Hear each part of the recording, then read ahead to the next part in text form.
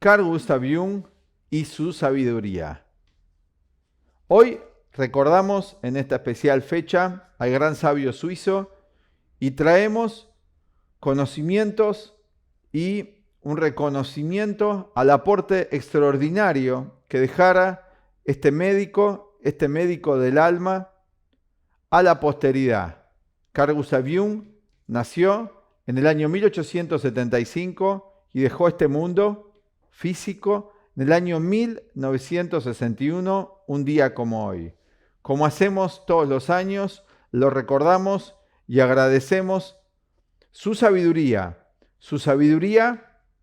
tan necesaria para la humanidad en estos tiempos y en los tiempos por venir.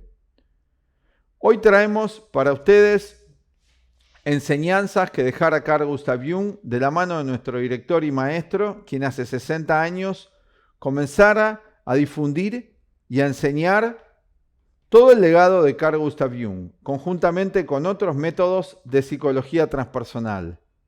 La Escuela Aztlán, a través de las enseñanzas de nuestro maestro, se ha especializado en adentrarse en las prácticas de lo que todavía para el mundo actual son las teorías de Jung, que para nosotros en nuestra escuela son realidades.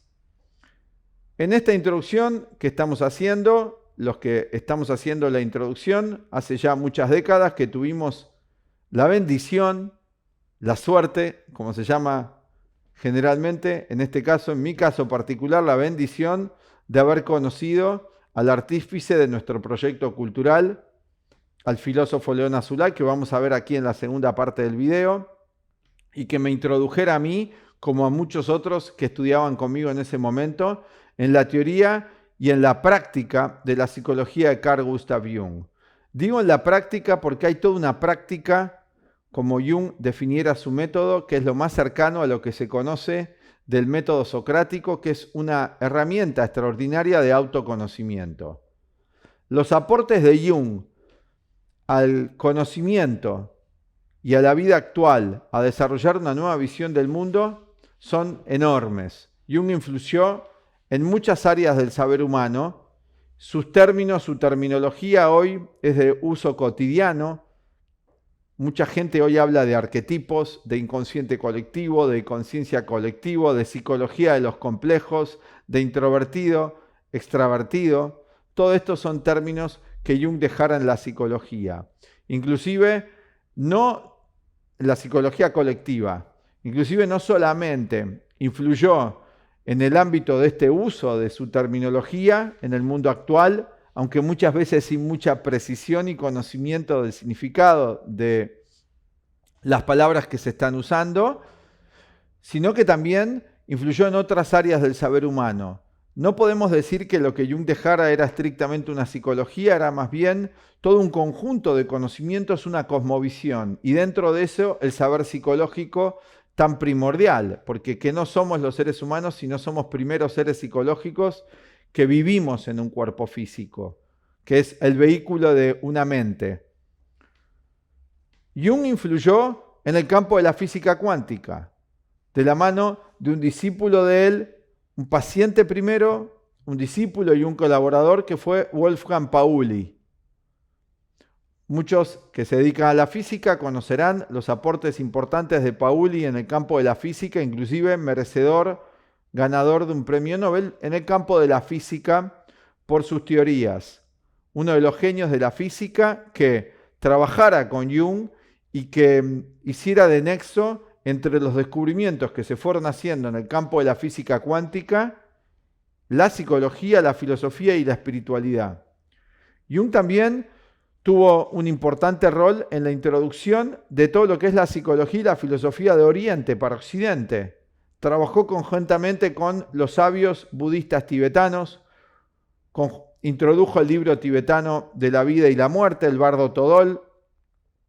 También trabajó con los budistas Zen, como fue el maestro Suzuki, sino el mayor exponente del Zen para Occidente. Trabajó también en la introducción de la sabiduría china del taoísmo de la mano de Helmut Wilhelm, la traducción más importante que se ha hecho a lenguas occidentales del libro de sabiduría chino I Ching. que proviene del taoísmo, fue por Carl Gustav Jung. La introducción al I Ching que hiciera un amigo de él y colaborador también, Richard Wilhelm. Jung también rescató los mitos del enfoque que había de meros cuentos fantásticos, explicó los mitos en su sentido más profundo, no en su sentido literal. Es uno de los precursores de lo que se llama, no tan correctamente ya en general, Nueva Era o New Age, pero una de las personas más influyentes en el campo de todos estos conocimientos de la Nueva Era. Jung también influyó muchísimo en el arte, era además un artista. Si lo tenemos que definir, creemos que el rol de psicólogo le queda corto para definir todo lo que él fue, por eso elegimos el título de este video como Sabio. Así que son inmensos todos los aportes que diera. Quería leer brevemente para luego escuchar a nuestro maestro director explicar con más precisión de lo que lo estoy haciendo yo aquí, que estoy hablando más en general, contando también lo que ha sido personalmente el aporte que nos diera Jung, primero de todo, para poder salir del conflicto, del sufrimiento y la oscuridad en la que nos encontramos, que podemos decir que nos encontramos como humanidad actualmente. Quería leer un breve comentario de uno de los colaboradores de Jung, amigo durante casi 2 décadas, que fue Lawrence van der Post, un hombre también que tiene su historia especial. Muchas personas importantes, me refiero a importantes no por famosas, sino espiritualmente importantes, en cuanto a esas personas que intentan hacer de esta vida una vida mejor, hacer de esta vida, corta vida humana que todos tenemos, un trayecto más fácil, tratando de traer conocimientos que nos ayuden a llevar mejor la vida, lo que podríamos llamar una verdadera educación, no una educación de datos. Quería leer de Lawrence van der Post en esta biografía que él escribe dedicada a Jung, muy poética, algo que comentara. En aquellos días, dice él, cuando estaba preparando un documental sobre la vida de Jung, un documental de 13 horas, que lamentablemente solamente han llegado a nosotros 1 hora y media de este documental que él preparara, introduciendo toda la psicología de Jung, cuenta esta sincronicidad que él tuvo, uno de los principios que Jung redescubriera en el campo de la vida humana, estas aparentes casualidades. Dice que se encontraba en la ladera de una montaña nevada en Suiza, en algún punto tratando de inspirarse para poder realizar esta obra dedicada a Jung tras su fallecimiento en 1961, y se dirigió al encuentro de un guía que lo iba a conducir hasta la cumbre de la montaña, en una etapa de descanso. Estaba parando en un hotel, cuenta Lawrence van der Post, y decide ir hasta la cumbre de la montaña. Entonces, dice que en su camino se encuentra con 2 muchachitos suizos, llenos de vida y de ironía, 2 jóvenes, que esperaban junto al sendero del otro lado de una escarpada ladera la llegada de su maestro. Estaban en una excursión para poder ascender la montaña estos 2 jóvenes. Cansados, estos 2 jóvenes, dice, ya de bromear entre ellos, y mientras a su lado se deslizaban torpemente los robustos adultos en esquí, uno de ellos se dirigió al otro y le preguntó: cualquiera de estos 2 jóvenes podría ser nosotros, ¿no? Bastante pomposamente en su dialecto Graubünden, los dialectos que hablaban ahí en Suiza, ¿no? ¿Cuál es la diferencia, le dice a su amigo, entre teología y psicología? Te estás pavoneando, le dice el otro, exclamó el otro, tomado de sorpresa. Te apuesto a que tú tampoco lo sabes. Imagínense a 2 jovencitos hablando esto. Y aparte el evento de encontrarse él, Lawrence van der Post, escritor, filósofo, que dirigió además una escuela de Jung en Sudáfrica. Era un inglés de origen sudafricano. Joven rebelde, Lawrence van der Post, que había peleado en la primera, le toca vivir la tragedia de la Segunda Guerra Mundial. Se hizo una película sobre la vida de Lawrence van der Post, que es Adiós Mr. Lawrence, basada en un libro, que son las etapas donde él fue prisionero japonés. Luego lo conoce la Jung, porque su esposa, la esposa de Lawrence van der Post, era analista junguiana y discípula de Jung. Y se lo presenta a Jung y ahí empiezan una profunda amistad entre los dos. Hago este paréntesis contando un poco del que relata esto, ¿no? Y dice él, estos dos jóvenes, te estás pavoneando. Dice, sí que lo sé, le dice el otro. Sé la respuesta de qué es teología y psicología. Lo que quiero decir es que él se encuentra con este evento que para él era significativo porque a él le interesaban profundamente los temas espirituales, teológicos y los temas psicológicos. Y escuchar justo en una montaña a dos jovencitos que casualmente están esperando a su guía para ascender la montaña y hablar de esto, lo sorprendió sobremanera y uno prestó atención. Ustedes les habrá pasado esto también, con sincronicidades, algo que están pensando, que están haciendo y justo pasa. Sí que lo sé, le dice el otro, replicó su amigo súbitamente solemne y casi tímido. La teología, le dice, es el conocimiento y el estudio de Dios. Y la psicología es el conocimiento y el estudio del alma. Mi primera reacción, dice van der Post, fue pensar que esto solo podía haber sucedido en Suiza. Dice, esto pasa solamente acá. Pero al atardecer, cuando descendía de la montaña en sus esquíes, hacia un valle que se oscurecía con un vórtice de cuervos que se arremolinaban en la calma del atardecer sobre un profundo centro, lanzados como hojas de papel quemado, en una corriente cálida que se elevaba desde las cenizas de un fuego agonizante. El incidente me golpeó, me impactó de otra manera. ¿Vieron cuando algo nos sucede y luego nos damos cuenta de su significado? Nos viene un impacto emocional. Eso le pasó a él. Si estas cuestiones, dice, y las diferencias que ellas implican podían preocupar a un muchacho tan joven, la teología, la psicología, algo que parece muy intelectual, muy abstracto, entonces, dice él, había tiempo y material para trabajar sobre la decadencia de nuestra época y tratar de enmendarla. Sentí instantáneamente, dice van der Post, que todos nosotros le debíamos a la vida misma todo lo que pudiésemos hacer para evitar que el niño del futuro, la humanidad del futuro, el niño del futuro, se educase alejado del espíritu natural que había suscitado la pregunta y su respuesta. Tal como muchos niños se educan actualmente sin raíces, alejados de las tradiciones espirituales de la humanidad, ignorantes de esto lo estoy agregando, condicionados por redes sociales, por un mal uso de la tecnología que los lleva a alejarse de los valores esenciales de la bondad, del amor, de la compasión, y que lleva a una inteligencia antinatural, artificial. Dice van der Post, porque en mi juicio, en mi opinión, es precisamente de estas cuestiones de la naturaleza de la vida, del universo, de qué estamos haciendo aquí, temas que se debería ocupar la teología y la psicología, no temas racionalistas.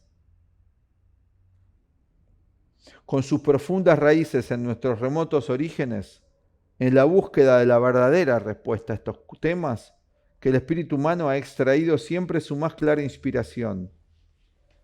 Porque le da mucha esperanza a van der Post que haya, aunque sea, dos seres humanos interesados en esto. No es una cuestión de cantidad de personas que se interesen por esto. No importa cuántos vean este video. Pero si a una persona lo ayuda a ser una mejor persona, un mejor ser humano, más bondadoso, menos violento, más compasivo, nosotros tenemos fe y esperanza de continuar con nuestro trabajo, como le pasó a van der Post. Continuar difundiendo Jung. Yo cuando empecé a estudiar con mi maestro, estas son palabras mías, con León Azulay, éramos pocos. Hoy tenemos muchos alumnos en nuestra escuela, pero no importa la cantidad. Porque esos pocos pudimos recibir el mensaje y hoy lo podemos comunicar a otros. Y tratar de mantener vivos, como dice en un escrito nuestro maestro, la llama de la cultura. Que la cultura tiene que ayudar a que las personas sean mejores seres humanos, no a seguir compitiendo y destruyéndose. Esto le pasaba a Van der Post también. Y encontramos así la plenitud del sentido de la vida y continuaremos haciéndolo hasta el fin de los tiempos. Como dicen las enseñanzas espirituales gnósticas, el que aguante hasta el final será salvo. ¿Hasta qué final? ¿Y qué es lo que hay que aguantar? Hay que aguantar, seguir trabajando por traer mayor bienestar, para ser más amigos del prójimo, menos violencia, y hasta el final hay que hacerlo esto. Y hay que vencer las propias debilidades psicológicas, el egoísmo. La debilidad psicológica mayor es el egoísmo para nosotros, para la enseñanza de Jung, el individualismo, contrario a la idea de Jung, individuación, como va a explicar nuestro maestro en la segunda parte. Pese a todos los impedimentos de confusión y a las parcialidades de la inconsciencia puestas en su camino por la desorientación, la determinación y el poder de los hombres y sus sociedades. Y yo, dice él, no podría decir esto con alguna certeza si no fuese por Carl Gustav Jung, a través de quien el universo soñó un sueño y le dio la capacidad y el coraje para vivirlo. El sueño de una humanidad, no en guerra. Y a nuestra desesperada época, la visión de Jung, que podría salvarla de sí mismo. Así él termina esta dedicatoria a Jung.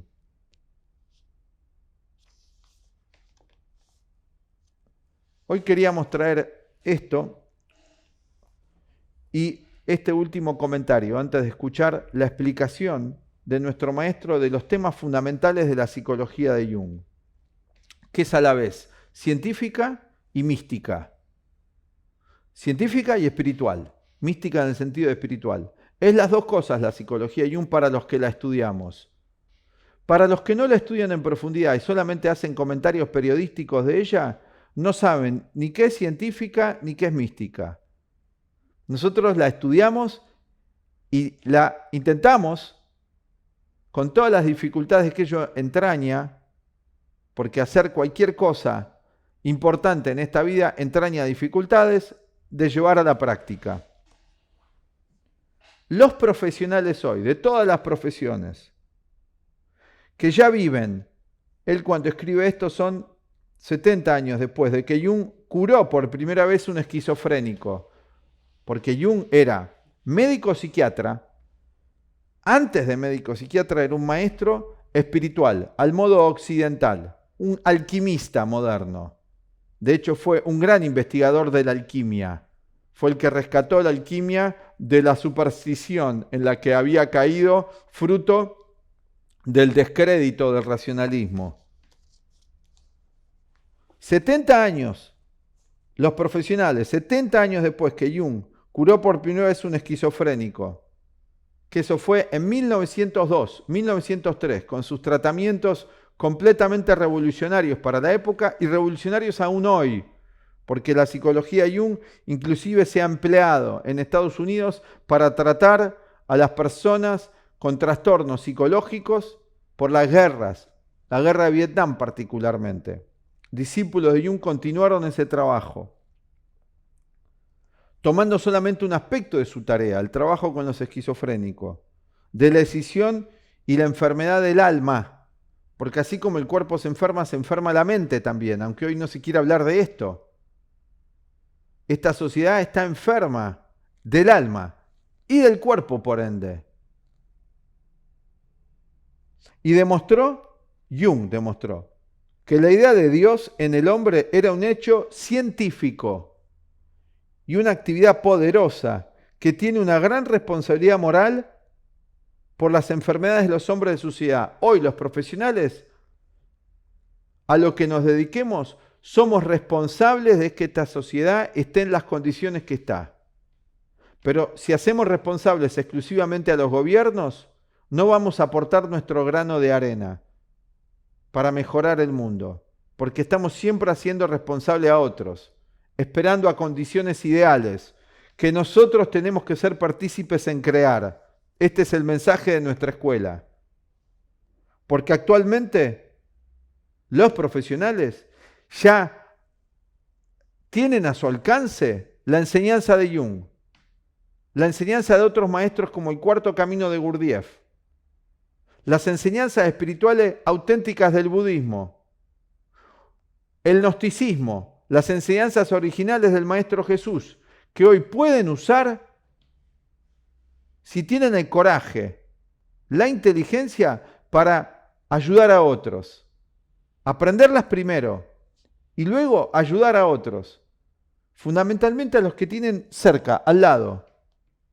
Los profesionales, decía Jung, médico, cúrate a ti mismo, decía el Maestro Jesús, y Jung también decía lo mismo. En un libro, Psicología de la Transferencia, habla de esto, como hacían los antiguos chamanes, donde el discípulo que iba a ser maestro tenía que él atravesar el infierno de las enfermedades y trascenderlas. Es fácil imitar esto, pero hacerlo auténticamente es otra cosa. Y se niegan a aplicar ideas mejores, aunque muchas veces saben qué tendrían que hacer, pero no están dispuestos a hacerlo. ¿Por qué? Porque hay que hacer ese proceso de transformación interior, que es lo que invitamos a aquellos de nuestra escuela a acercarse a nuestro sistema. Hoy lo llaman mindfulness, no importa el nombre, bueno, no importa relativamente, los nombres tienen que corresponder con las realidades, que es el cultivo de una conciencia plena.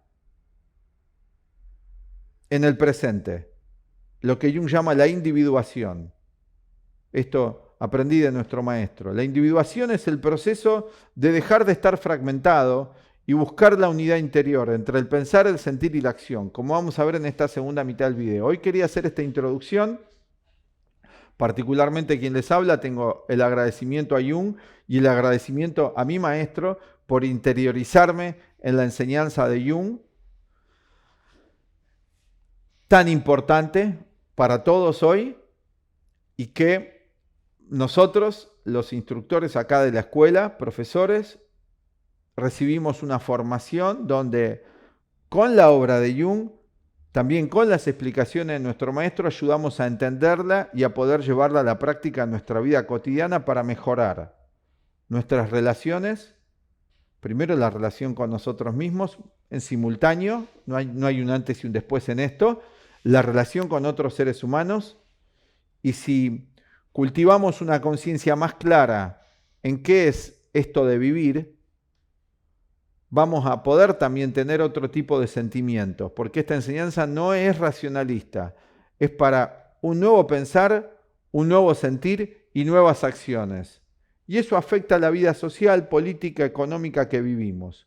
Cambia nuestra relación con las cosas, cambia la relación con nosotros, cambia la relación con las otras personas, cambia la relación con la materia, un tema de la alquimia. La materia es la vida social, la vida política, como hoy se la entiende, la vida económica, cambia todo.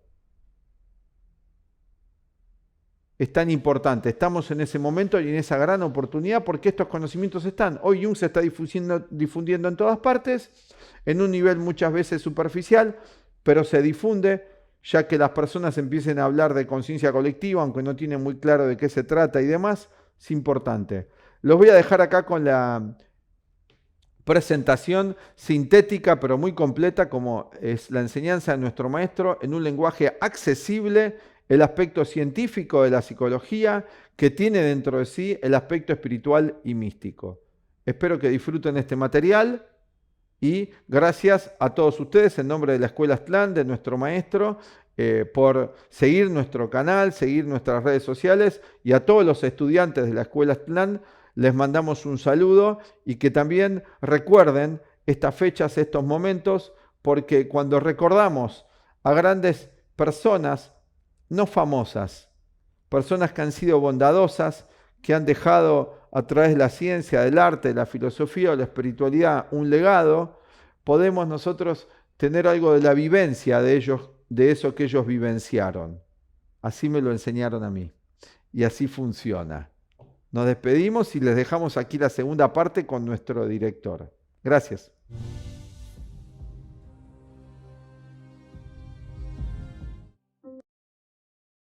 Bienvenidos al escarabajodeoro.com, Escuela de Psicología y Filosofía Aztlán. Hoy vamos a hablar de la vida de Jung y su teoría, su sistema psicológico. Hay una historia oficial de Jung y hay una historia que ellos dicen que no es oficial. Todo el mundo conoce la historia oficial, que no es cierta, porque si hay una historia oficial quiere decir que hay otra historia. Nosotros vamos a contar la verdadera historia de quién fue el doctor Carl Gustav Jung. Un poco su biografía y un poco su sistema de psicología, y en otros videos vamos a ir desarrollando punto por punto qué significa su enseñanza. Primeramente, Jung nació en 1875 y murió en 1961, y las influencias que tuvo, que no son las que dice el sistema oficial, son las siguientes, y voy a ir relatando realmente cómo fue la cosa. Ubicación de Jung en el tiempo, espacio e ideología. Se dice que Jung fue discípulo de Sigmund Freud, en realidad no fue así. Jung era psiquiatra cuando Freud había sacado su teoría, era un médico suizo, psiquiatra, que trabajaba en Burgosli, en una clínica de psiquiatría, y fue a contactarse con Jung para colaborar con Jung con una idea que tenía de la psicología muy diferente de la de él. Esto ocurrió desde 1906 a 1912 aproximadamente. Como Jung no estuvo de acuerdo con la idea materialista de la psicología y reduccionista de la psicología de Freud, abandonó el grupo, que ese grupo de Viena se llamaba, y vuelve a encontrarse con sus maestros en Suiza, que fueron los siguientes, los que influyeron en la teoría de Jung. Primero, Alfredo Adler, que fue un psicólogo austríaco que desarrolló la psicología individual, el carácter neurótico, el conocimiento del hombre, el sentido del vivir, que también fue disidente con Freud, porque se apartó del sistema y siguió su propio sistema de psicología. El maestro de Jung, en realidad, cuando él se recibe de médico y trabaja en la clínica Burgosli, fue Eugen Bleuler, que nació en 1857, murió en 1939, que creó el término esquizofrenia para distintos tipos de enfermedades mentales, porque en ese momento recién empezaba esta especialidad que era la psiquiatría, a inicio del siglo XX. Especialmente en esa clínica trataban a los esquizofrénicos. Otro de los maestros de la clínica fue Theodor Flournoy. De 1854 a 1920 fue la vida de él, suizo, que influenció mucho más sobre Jung. Escribió junto con Jung un libro muy poco conocido que se llama De la India al planeta Marte, que no tiene nada que ver con astronáutica, sino es una alegoría nada más. Y creó el tema técnico que después lo siguió el doctor Jung, que se llama imaginación creativa. El caso de Miss Miller, publicado con Jung con su libro Símbolos de Transformación en 1912, que es el libro básico de Jung, Símbolos de Transformación de la libido. Luego hay otra etapa de influencia que tiene Jung, que es la Escuela de Fenomenología Idealista o Gnóstica de Alemania, con varios personajes, y los voy a ir nombrando para ver quién los conoce y quién los conoce lo pueden buscar. Uno fue Franz von Brentano, filósofo austríaco, estudió mucho las teorías de Meister Eckhart, un gran filósofo de la Edad Media, al principio de la Edad Media, en 1200. Escribió sobre la intencionalidad natural de la psique, la filosofía de los valores. Afirma él que los arquetipos de los actos psíquicos prueban la espiritualidad del alma. Esta fue una gran influencia para Jung acerca de la orientación espiritual de su psicología. Otro de los personajes fue Edmund Husserl, creador de la fenomenología, la psicología fenomenológica y análisis de los procesos de la conciencia y los estados internos que se imponen a la conciencia. Otro de los factores, todos estos son factores que influenciaron luego, siendo un joven, luego en su investigación. Martin Heidegger, gran filósofo alemán conocido por todos los estudiosos, ¿no es cierto? Continuador de la fenomenología, de la ontología existencial, discípulo de Husserl, y ha escrito mucho tiempo, especialmente Ser y Tiempo, que es uno de los libros clásicos de la filosofía y de la psicología. También hay una influencia que la gente no conoce, es la de Friedrich Nietzsche. Nietzsche fue profesor de filosofía en Basilea, en Suiza, durante la juventud de Jung. Él no lo conoció personalmente a Nietzsche, pero sí conoció a la hermana de Nietzsche, que fue Elizabeth Foster, que publicó sus libros, en el cual él se conectó con ella y ella le explicó la publicación y el significado de sus libros. Están por todos lados los libros de Nietzsche. Les recomiendo algunos, Más allá del bien y el mal, Genealogía de la moral, Ecce Homo, El ocaso de los ídolos, y su obra cumbre, Así hablaba Zaratustra. Bueno, estas son las primeras influencias del Jung joven. A partir de 1912, que él se aparta y vuelve a Suiza y sigue esta otra escuela, es una escuela gnóstica de psicología, investiga todas estas propuestas, porque él no inventó nada, simplemente se dedicó a investigar, primero, toda la filosofía griega antigua, mucho la filosofía de Oriente, la filosofía precolombina de Occidente, viajó por todo el mundo para comprobar y corroborar su teoría, su sistema. Y hoy voy a hablar de su sistema punto por punto, y en otros videos vamos a ir detallando punto por punto en cada video qué significa todo esto. Este esquema que ven acá, o gráfico, es el esquema de la psicología del Dr. Jung con los arquetipos, vamos a ir explicando. Y uno habla de la psique como alma. Justamente nosotros conocemos la palabra alma, que es psique, una palabra griega, por medio de la religión. Lo que la gente conoce es esta palabra por medio de la religión de Occidente. Pero nunca dijeron qué es el alma como función psicológica, sino se habló en términos religiosos del monoteísmo, del cielo y el infierno y nada más. Empezó a desglosar eso un poquito en forma muy infantil, en forma muy elemental, Freud con el complejo de Edipo a fin de 1890, que fue el inicio de la psicología en una etapa infantil, y después avanzó la psicología, fíjense, desde la época del siglo XIX, que es el invento de Edison de la lamparita y todos los inventos que hubo en el siglo XIX, hasta hoy todos los elementos electrónicos de la ciencia. También la ciencia y la psicología avanzó, no se quedó con Freud ni con Lacan. Hay intereses creados que quieren hacer crear eso. La psicología transpersonal, que es la que se usa en todo el mundo, ese nombre o el nombre que le pusieron después fue creada por Jung. Entonces él habla de la psique. La psique es todo esto, dividido en tres partes. El ego, que es un fragmento de la conciencia, es el estado de vigilia y donde están las contradicciones de nuestra vida cotidiana de vigilia. Eso lo podemos comprobar todos los días. Nuestro estado de vigilia, que está compuesto de mucha ignorancia, poco saber, nos induce a muchas contradicciones. Esa es una pequeña parte de toda la psique.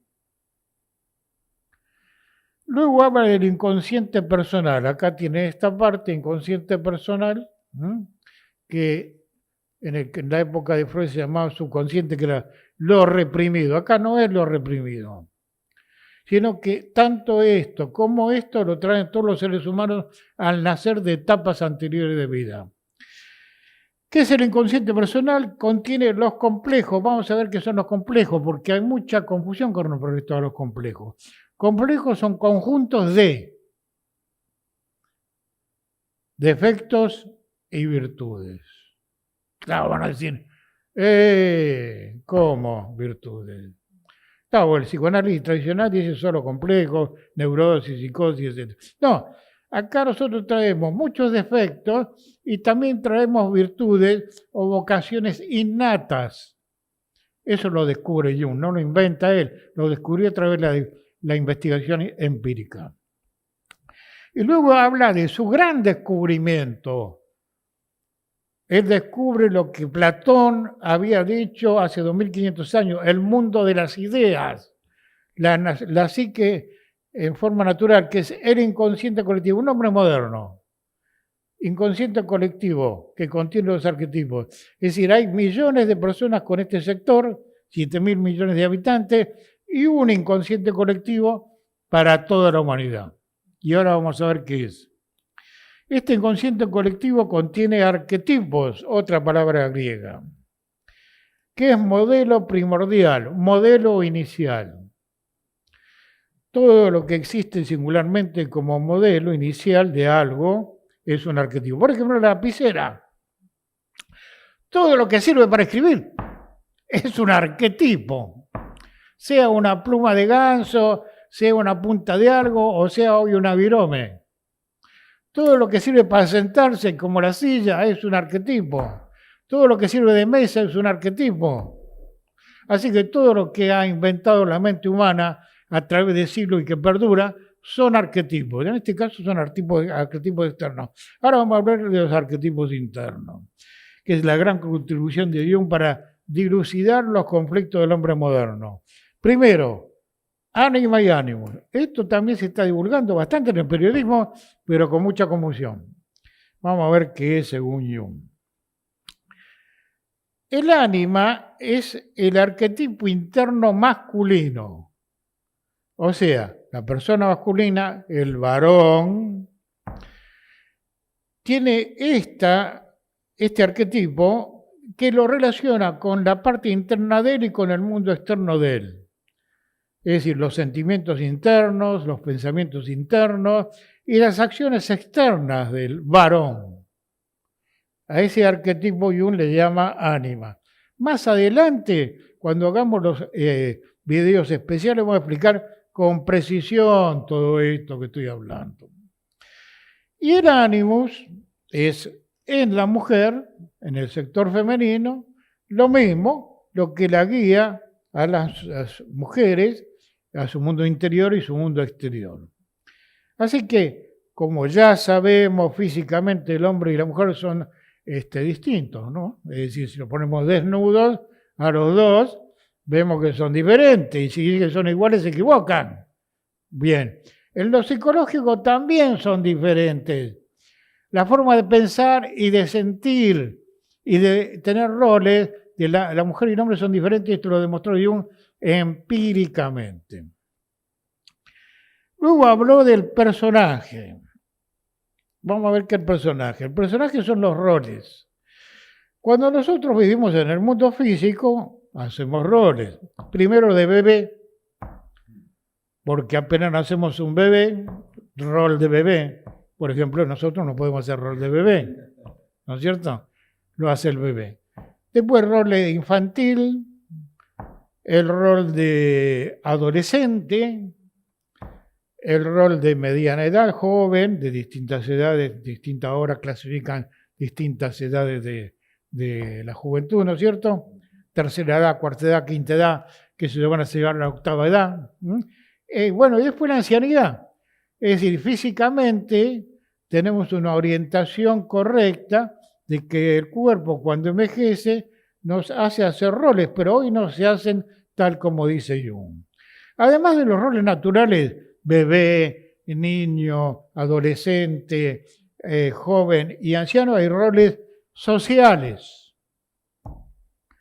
Médico, arquitecto, abogado, político, científico. Siempre hubo esos personajes en todas las civilizaciones, aunque se llamaran de otro nombre.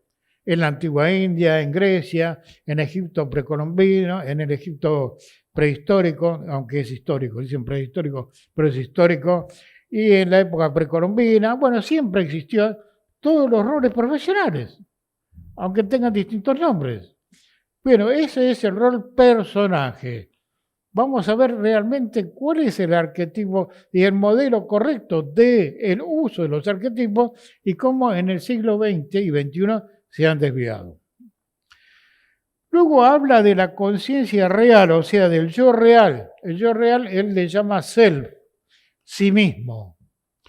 O en la psicología taoísta se llama la conciencia del centro, en la psicología hindú Atman, o el yo real, que es el centro de la psique. Este no es el yo real, este es un ego pequeñito para vivir en el estado de vigilia, si no, no podríamos movernos en las 4 dimensiones físicas.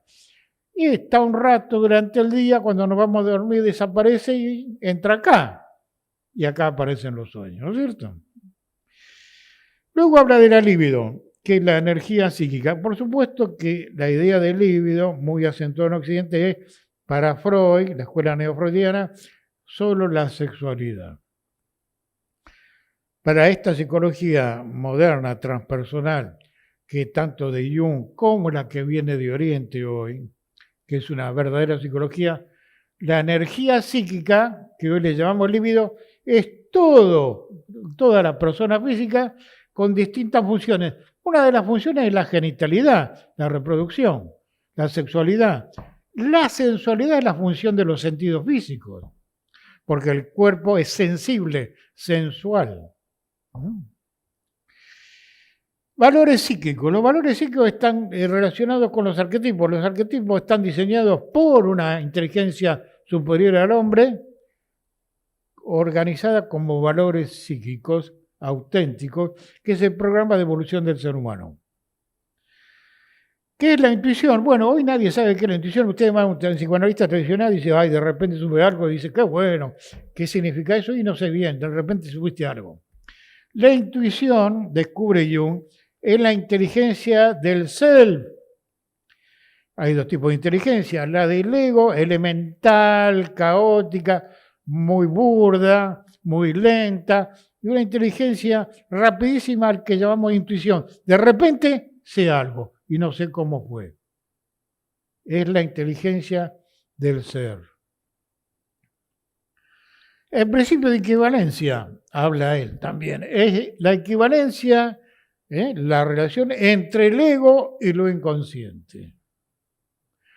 ¿Cómo funciona este movimiento del ego con el inconsciente y viceversa?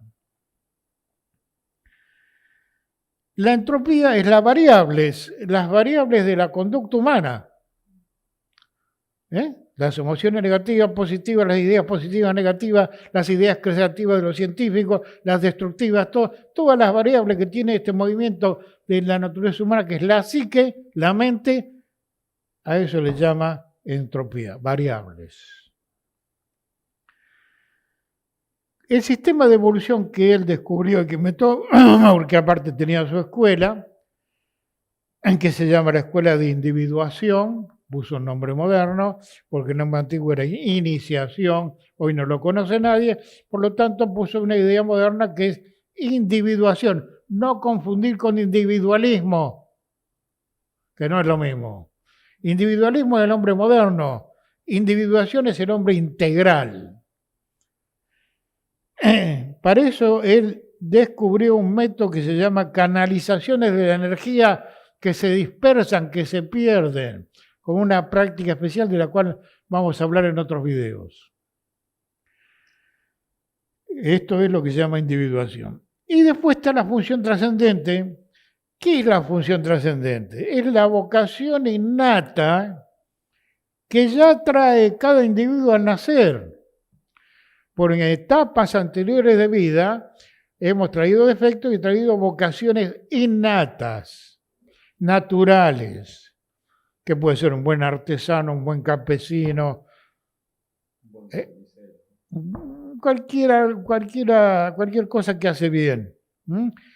Tenemos ejemplos así esporádicos de grandes músicos que en la infancia son grandes músicos, o grandes científicos, o grandes videntes ya desde niños. Son vocaciones innatas, pero todos los seres humanos la tienen. ¿Por qué no la pueden expresar? Por la masificación. Al estar masificado el hombre moderno, está bloqueado su vocación natural. Eso ya después lo vamos a ver con precisión.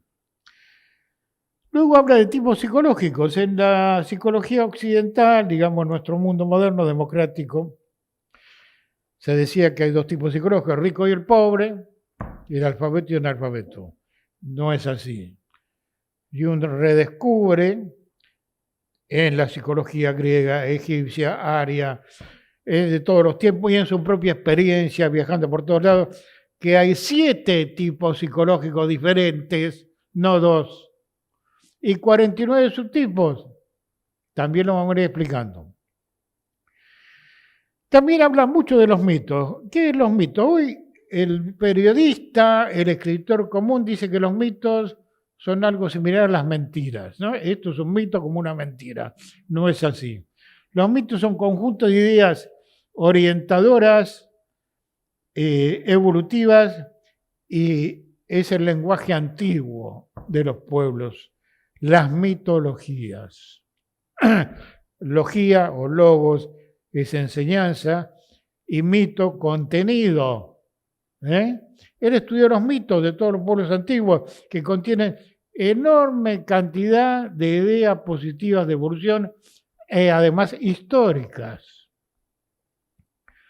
Y la clave de él es simbolismo y sueños, clave de su sistema, descifrar los simbolismos del mundo y los sueños, pero no en la forma de Freud, sino en la forma de la ciencia de la simbología, porque el inconsciente funciona con una estructura simbólica y no literal.